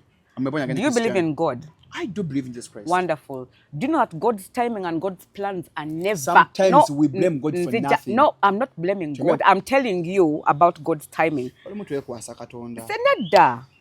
Watch it on part time. Olabika oyingira mu bintu without giving it for a play. Anti kakati kanjogere. What I'm trying to tell you is one. Whatever it is that ever happens in life, choino kumanya is a plan. It's stated to be like that. To some extent, to some extent. Bw'oyambala nga temwekebezza ne mwerya kati gwe mutwego era ng'ogamba it was God's plan. Listen. David teba ne God's plan naawe eyo. Teba omanyi ali mugezaako okunzijja ku kyendagala okwogera. First and foremost, you need to realize that was supposed to have happened. It was bound to happen. It was bound to happen. One, because we started working together nga tuli bato. We were really young. We didn't know anything about the world and everything and stuff like that. We get people like you. Nga how you're trying to confuse me now. You understand? Netukula osanze ndaba. Nakoze press-ups jechiro. Osanze ndaba. We get people around us like you who are going to try to divert us from what is supposed to have been bigger. So when this thing finally breaks up, you take your why do you think the group we came back again to make a reunion if we did not know what the power we have when we are 3? Because you are looking for money. No. Let me tell you something. Amazima go gali nti. Amanyi tugali nga tuli aba. Basatu. Thank you. So mumpa amazina. We have no, listen. Neda kati ogezeza ko kukyusa gundi. I'm trying to tell no. He's shifting the goalpost. You have admitted. Listen, the power, no, listen. Each of us has when I go to Northern Uganda, let me tell you, for example, you understand? Because for me, when we went separate, I chose to concentrate a lot. In Northern Uganda? Northern Uganda. What come your Uganda? It's like a month or 3 weeks or so. I've been there back to back, and I'm going back, I think, after 1 week. Mukulu munno Cindy. Kanti katilinda ko, soko osirike. Nzijja sagala ate kunzirusa this boy what I'm trying to tell you is one thing, because with everything it is that happened at that time ku myaka jaffe, we did not understand life. We did not understand the challenges of life.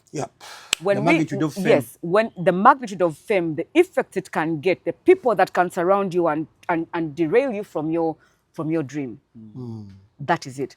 But right now we decide to announce a reunion. Do you realize that thing was sold out? Of course. And there were 2 shows. I came. What I'm trying to tell you is that we just said we're going to sing our old songs. You understand? But if we're going to sing the new songs, okay. Are you satisfied? Or tugende? So whatever it is that you're saying that happened, There is nothing on this earth that happens if it is not God's plan. No, and everything happens to teach you a lesson.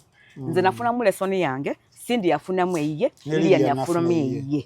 But why should you learn in a hard way in the first place? The question is, are you supposed to be so gullible nti buli kimu okikiriza nti this is bad? Yes. Kanti kubuuze mu Luganda. Yogera. Why did you lwaki Blue 3 yagwawo? Lwaki ma breaking up? Otetegwangawo. Kati okimanyi. Lwaki mwayawukana? No, we took a break. A sabbatical. We took a break. Okay. Ate saagala ate ofuke ng'omutatasomangako. Mbu break yafuuka lunch. You took a break. Kati mwina mu prep. No. Kati chenjagala no. Have we not been nominated? For Zombo Awards? Zombo? The best Ulira awards. Those are French. No. Ziri Zaire. Kati ulira nonsense. Kwegamba gwe ebintu bye bikoma wano. Bikoma wano. Kati ulira ekigambo Zombo. Kevin Awards. Enanye ekivulwa mu 29 November. Friends of Shalom Vurumula. Tisibangako mukwano gwo kwa kati I've left you. Watusonyiwa watusonyiwa. Nedda kati eyo ina kyoyogedde wano. Nkyayogera yo toyagala kundeta ku. Talk to me. Ojja kujja kulwanta. You talk to me. The thing is, one, whatever it is that happened for a reason. When we got to realize the mistake we made at that time, that is why we were like, you know what, put everything aside. Yeah. Let's do this.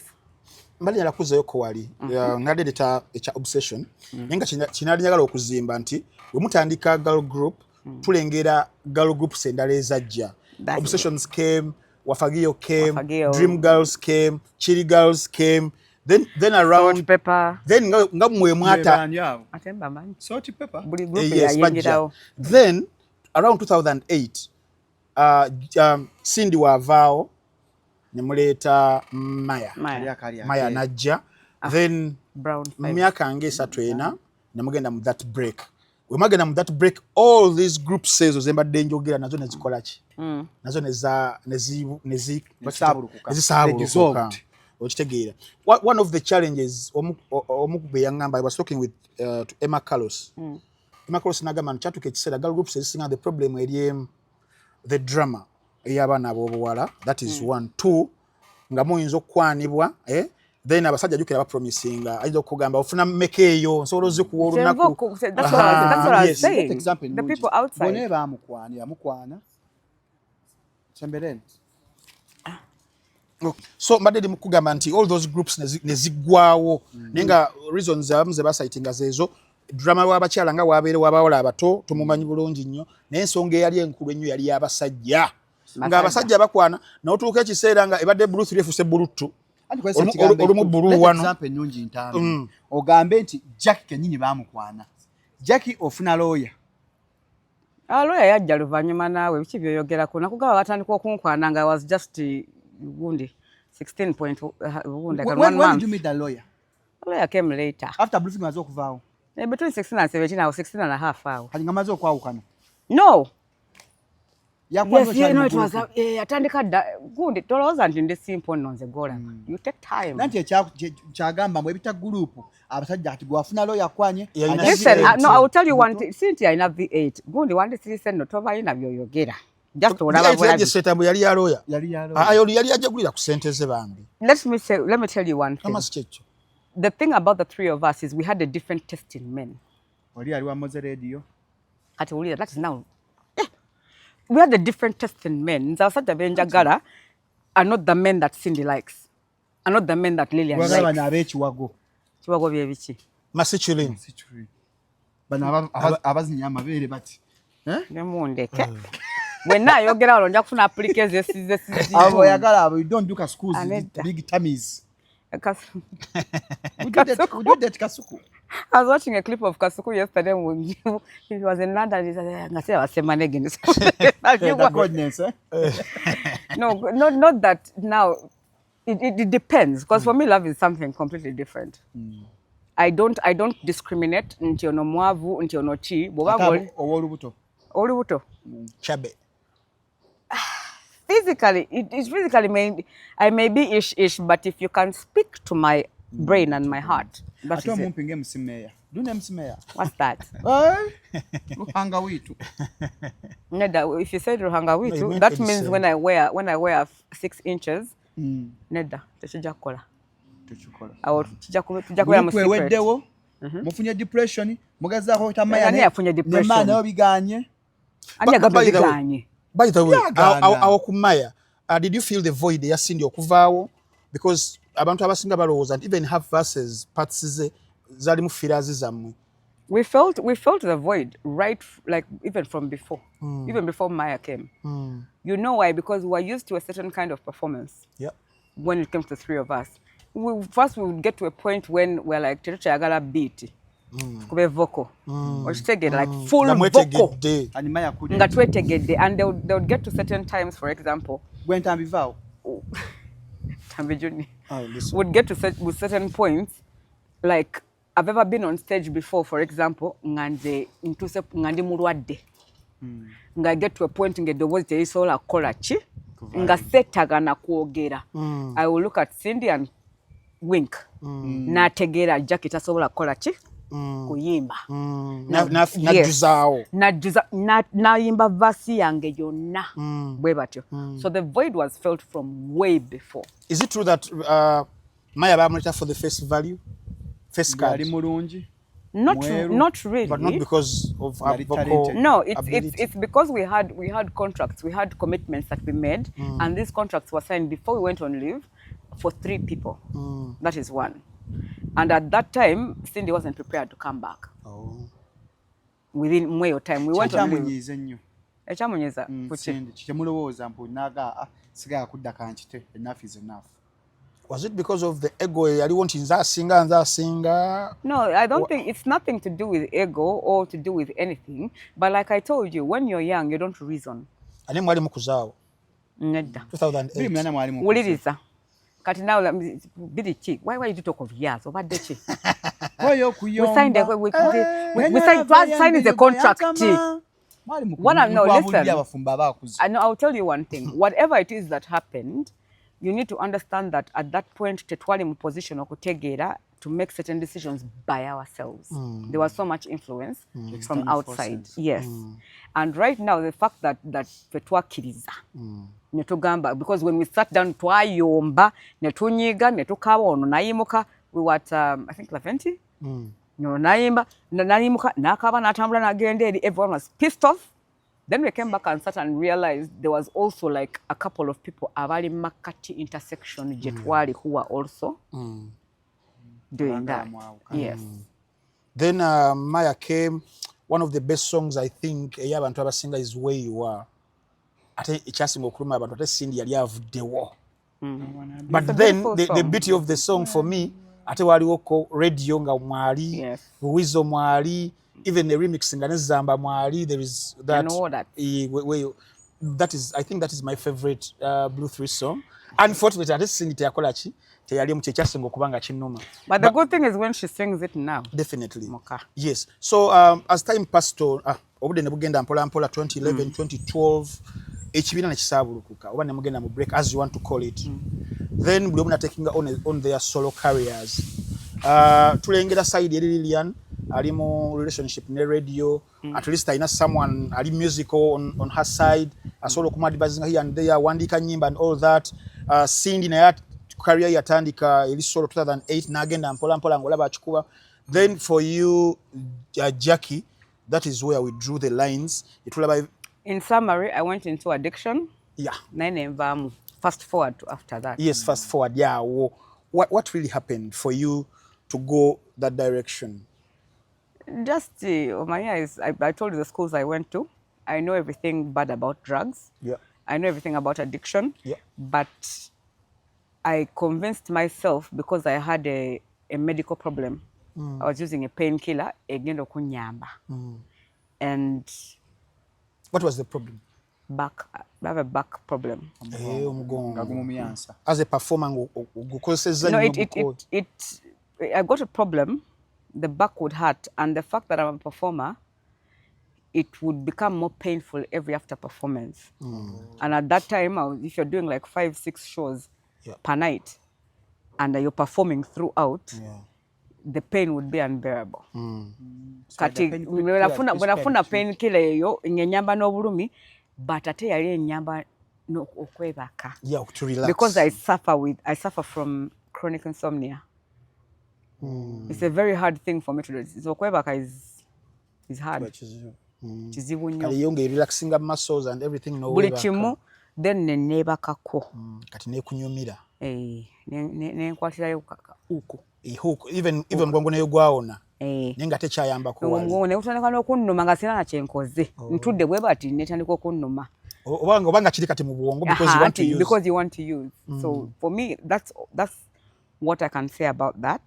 Much as sagala abantu balowooze nti it is because of music that I got addicted. No. I had a health problem. Yeah.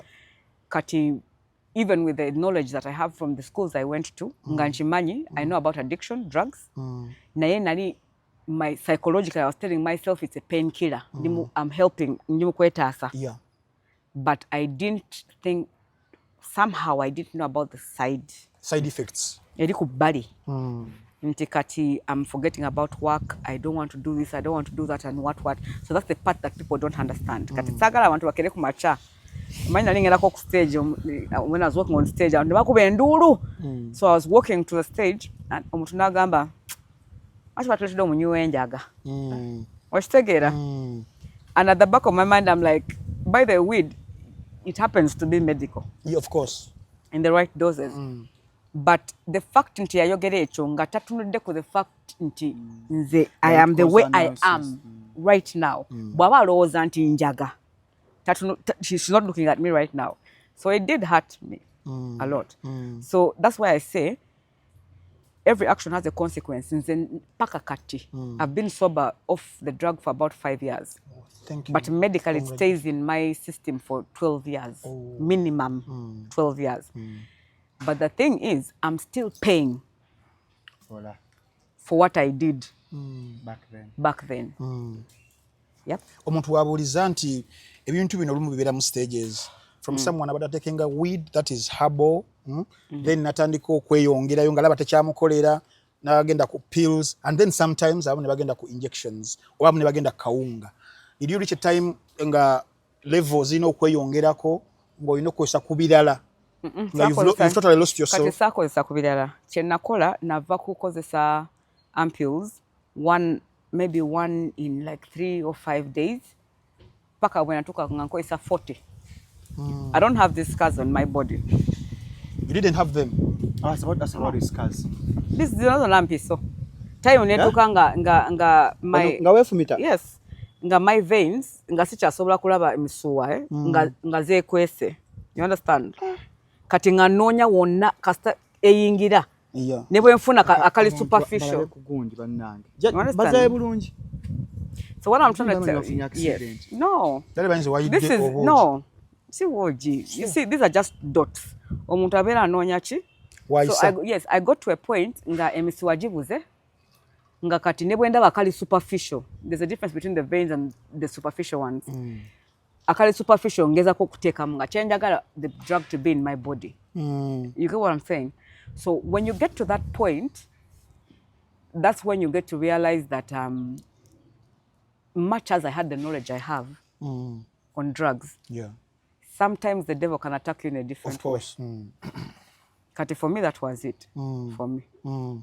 Then mo period yeyo, did you reach a time nga conscious ye komyewo ngolaba your peers bobali somewhere better musical and their career, and then for you lost somewhere, or to abiroza nako you were in your own world? And when did you realize that now it is time to stop it? What did you have a support system of people who abali bakufaako abakuyamba okutwala problem rehabilitation, then no komao ne bakusupporting, and then you sober up, you became clean as you are? Support system yali envuddeko.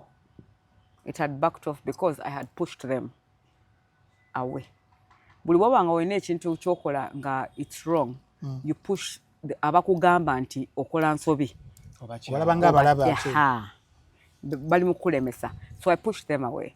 So for me, okuzukuka, it comes back to what I told you before. Yeah. I like a challenge. Natuka point nga bulemu agamba Jack agenda kufa. Tumutegekere wano tugenda muzika wano. Tumuziki okitegera. Nengamba nze statafa. ne kati olobero bitegeera bulungi awo nze mbeera manyi nti omuntu abeera akozesa ebintu byabeera mu nsi I don't know. That's why I say I asked if you are religious at a certain point. Nagera okirowoozaako Mukama yampa ekitone. And then I'm able to sing. Ntuuse ku bantu ab'enjawulo who you would not meet under normal circumstances because of my talent. Yes. Yeah?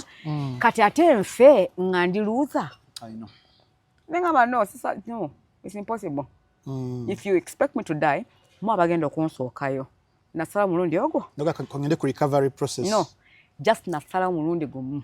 But it took me about 1.5 years. Of coming back and then sliding back, relapsing. Not even sliding back, of fighting. How about the relapse point says? The relapse were before. When I started with that, okay. I didn't relapse after that. But the times like that happened after that, it was not the same. Nagana. Nengamba statafa. Yeah. Ono Terminator 1, 2. So I think I'll be back. I'll be back. And by that, I'm very happy to see you. Mwene embeera oli mugezi mu kimu kyakitegeera bulungi nnyo, olabika bulungi, ofaanana bulungi nnyo, ne performances tukulaba zituba tusobodde okubeera nga tulaba nga nazo kyazikuba bulungi nnyo nti career wamala n'ogireviving because olumu obuzibu bwe tusanga mu industry yaffe nteyina nnyo bantu balinga ggwe. When we lose you, we can't create abalala abalinga ggwe abasatu, so tuba tulosing ddala omuntu and inspiring ate abantu abalala. So olugero olwo ndowooza luli so inspirational nti bakubeera nga ndi mu ministry ya education probably nandibadde gwe omu ku bantu betutwala mu masomero okubeera nga basomesa abaana, gwetutwala mu workshops ez'abayimbi okubanga babuulira because you done it. Buli kimu wakikola. Teri kyesimanyi ku nsi ya Mukama. Teri gwe sirabye, I think. I'm talking about Fally Ipupa, the biggest people like in Africa. Yes. You know, that was my chance. That's why also at that point in my life, nalisifa nnyo ku religion. Yes. Nga sibyendika ebya Mukama and what because nga ndoza nze ntuuse bwe kimu nkirina. So you just never know. God can give you something ate nakikuggyako. Just okuyigirizamu. Of course. Now that's the difference. Yes. Because the drug I was using is what killed Michael Jackson. I always keep telling people that. When you overdose to it, you go. It's not about overdose. It's pethidine kills. Eri where wajita Demerol. Kati nga jigatako ne propofol. Kati I was using pethidine and ketamine. Kati njagala ko Valium. How safe am I? Still it's much slower than using pethidine and ketamine. That's the quick. Katona chosobola okungamba ku nsi kuno. There's nothing that you can tell me. As you conclude, your last remarks. Yeah, is there new music over of course. Something like that? There is new music. That's why I'd come with my speaker, but anedda mulina okusooka okukola ku gundi ku mukama wange awo. No, fair use. As long as don't exceed 15 seconds. No. Let me first speak. I'm extremely grateful, first and foremost, for you allowing me to be here on your platform and to speak. Thank you. And not even to speak, just to have a conversation. Yes. I'm extremely happy and I appreciate it. Thank you also for coming. So for whatever it is, for example, I would not want anyone to take it in the negative way. Yes. I speak just out of scrutiny. Yes. And with the fact that there's things that I've been through, there's things that I see, and it's my opinion, not everybody's opinion. But I'm very grateful for the chance that you've given me today, and may God continuously bless you. Thank you. We are so grateful also. Jackie, are you on Muno Watch? On? Muno Watch. We have an application. Translate the movies. No. No. You don't. But no, because nothing in general nga chendaba chiri different from what wali ku Telegram kajja ku Muno Watch. It is an application that has all VJs in Uganda. No, mkwano mpisa okarango. You have to be supportive of a friend. Junior. Yes. But that time it was Junior's voice. Telegram. So you people come to Muno Watch. It is an application kuliko VJs by Uganda bonna. It is a collective of all of them. So it is the only place you can find all the VJs in Uganda with their translated movies, new and old. So subscription fee is 30,000 Ugandan shillings per month. Per month? Yes, per month. Okay. Wedding and films ko muno watch. Biva organic agamba atya. Biva ajanja bisabo tonde musajja November mu abasajja genda ofuneka wake up call swangala mutanya kwaza ku masturbation mugongo gunnuma tokoesa drugs ezo ziri mu pharmacy naga no pharmacy tezikola kujjanjaba zikola mu center. Oberengo oli addicted oli hooked. Tonde emerebere dagala alumu omugongo ngo gwali guluma Jackie biva organic. Biva bakujjanja mugongo amagumba. Abaina sangibwa wono menga okulyana. Yes. Obe namba abwe nyangu ni. Yes. Ezo 75 60 24 27. Sengana kalembe musomi wa duwa asomedwa kusumbwa business tambula bulungi majini bikuba kunyuba abantu hiti embuze wali muyimbi hiti njagala kukola kivulu naye nkitia on the roof bikonya ku nyumba yaddala. Yes, sengana kalemba kusomereddwa ajatina kalembe duwa mirimu gibuze bandi bwe rwabanga papula bibuze bikuba balo gaka ffe mpa neto nya okay wa sengana kalembe some number ajatina kalembe 30 75 29. Yes. Basa asangi babusabala esemeta kwesichukira alebe lwa Uganda namba yinu 752 30 75 29. Yes. Akwempa pulanga ziganye ajja kuyambako. Abiri mwenda November twanya ku Kevin ane wenyini Friends of Shalom Vulumula emeza million 2 platinum kuliko embuzi. Just come and sing for us. Na million yemu no kale tukuchaziza chikakatako okujobere wali toyimbye buli gwe tuchaza oyine meza weri. Yes. So you're going to come. Yes. You have a table. Yes. Come with the 5 people. Yes. You have a night with us. Chewed. Okujingira odale tikeze mtata nuzaweddewo tutazaza 10,200 mujje meza ya meka million 2 ne million yemu ne mitwala 2 kuliko how many chairs komesa emeza 5 5 katukwe na table yo Uncle Daudi yakulembedde abayimbi Uncle Daudi Lutaro yakulembedde abayimbi. Enjoy your money. You're going to enjoy our money.